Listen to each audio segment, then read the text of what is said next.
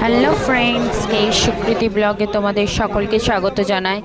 কাল গিয়েছিলাম শিশুমঙ্গল হসপিটালে আমি আর আমার ভাই ডাক্তার দেখাতে জন্য। কদিন ধরে শরীরটা খারাপ ছিল, একটা ডাক্তার দেখিয়েছি কিন্তু শরীর ঠিক হচ্ছে না বলে আমার মা বললো শিশুমঙ্গলে চলে যা। ওখানে অটো করেই যেতে হয়। এখন আমরা হসপিটালে পৌঁছে গেছিলাম। এবার হসপিটালে গিয়ে 20 টাকা দিয়ে একটা কার্ড করতে হয়, আর কার্ডটা করার পর তারপর ওখানে লাইন দিতে হবে। ডাক্তারে আমাদের 19 নম্বর কাউন্টার লিখে দিয়েছিল।